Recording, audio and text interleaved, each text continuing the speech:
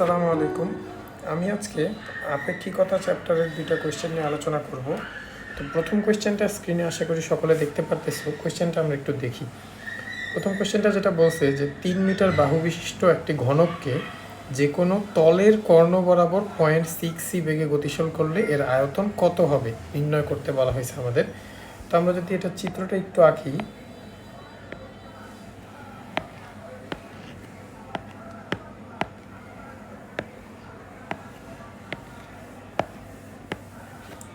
অর্থাৎ আমরা যদি ধরি আমাদের এই তলের এই কর্ণ বরাবর এটার গতিশীল আছে ভি বেগে, আমাদের ভি সমান বলছে 0.6 এখন আমাদের সবার আগে যেটা আমরা ক্লিয়ার করে নিতে পারি সেটা হচ্ছে আমাদের এই যে এই ভেলোসিটিটা কিন্তু এই তলের মধ্যেই সীমাবদ্ধ আছে।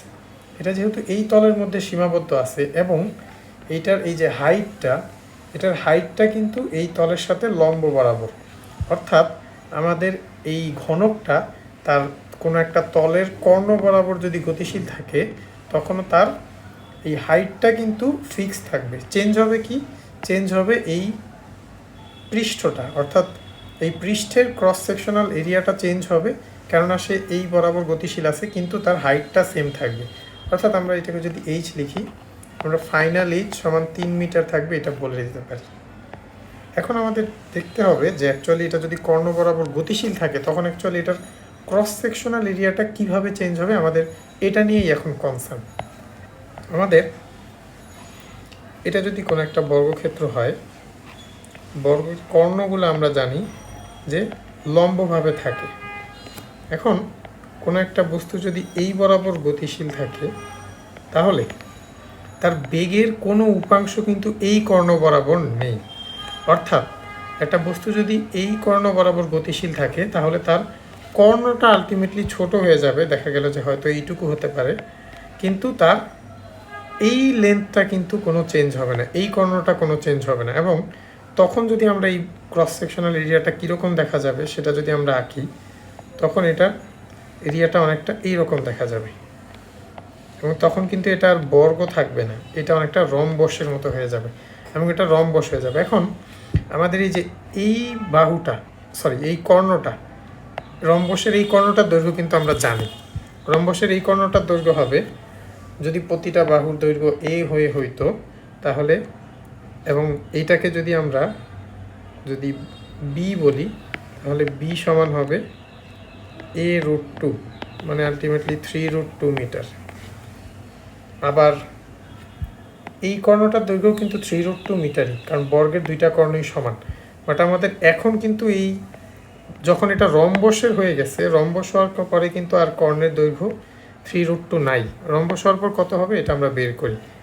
এইটাকে যদি আমরা সি বলি তাহলে সি সমান হবে বি ইন্টু √1 - v²/c² সমান হবে 3√2 ইন্টু √1 - 0.6 তার স্কোয়ার। এবং এটাকে আমরা লিখতে পারি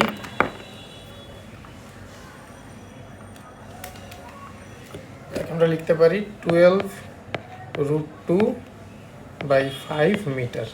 তাহলে আমাদের রম্বসের দুইটা কর্ণের দৈর্ঘ্য যেহেতু আমি জানি, আমরা কিন্তু চাইলে এই এরিয়াটা বের করে ফেলতে পারি। এই এরিয়াটা কত হবে? এই এরিয়াটা হবে 1/2 ইন্টু বি ইন্টু সি, কারণ আমরা জানি রম্বসের ক্ষেত্রফলের সূত্র হইল 1/2 ইন্টু কর্ণদ্বয়ের গুণফল, অর্থাৎ এটা আসবে 1/2 ইন্টু 3√2 ইন্টু 12√2/5 মিটার স্কোয়ার। এটা ক্যালকুলেট করলে আসবে 7.2 মিটার স্কোয়ার। তাহলে আমাদের পুরোটা ঘনকের আয়তন তখন কত হবে? তখন তো এটা আর ঘনক থাকবে না, তখন এই বস্তুটার আয়তন হবে a ইন্টু এইচ, এবং এটা ক্যালকুলেট করলে আসবে 21.6 মিটার কিউব, এবং এটাই আমাদের অ্যান্সার। আশা করি এই প্রথম কোয়েশ্চেনটা সকলে বুঝতে পারছো। তাহলে আমরা এখন আমাদের দ্বিতীয় কোয়েশ্চেনে যেতে পারি। আচ্ছা, আমরা দ্বিতীয় কোয়েশ্চেনটা যদি দেখি, দ্বিতীয় কোয়েশ্চেনটা যেটা বলা আছে যে একটি উপবৃত্তাকার মাঠের বৃহদক্ষ বরাবর একটি মহাকাশযান উড়ে যাওয়ার সময় মহাকাশচারীর কাছে মাঠটিকে বৃত্তাকার মনে হয়। উপবৃত্তের উৎকেন্দ্রিকতা 4/5 হলে মহাকাশযানের বেগ নির্ণয় করতে বলা হয়েছে। আমরা যদি এটা চিত্রটা একটু দেখি, এটা যদি বৃহদক্ষ এবং এটা যদি ক্ষুদ্রাক্ষ হয়, এবং আমরা জানি উপবৃত্তের বৃহদক্ষ এবং ক্ষুদ্রাক্ষ পরস্পরের সাথে লম্ব। আমাদের বলা হয়েছে যে মহাকাশচারী বৃহদক্ষ বরাবর গতিশীল আছে এবং বৃহদক্ষের অর্ধেকের দৈর্ঘ্য যদি হয় এ এবং ক্ষুদ্রাক্ষের অর্ধেকের দৈর্ঘ্য যদি হয় বি, তাহলে আমাদের মহাকাশচারীর কাছে মনে হয়েছে যে এটা যেহেতু বৃত্তাকার হয়ে গেছে তার কাছে মনে হয়েছে যে এইটুকুর লেন্থটাও হচ্ছে বি। অর্থাৎ আমরা লিখতে পারি তার কাছে বি সমান এ ইন্টু √1 - v²/c²। তাহলে লেখা যায় b²/a² সমান 1 - v²/c²।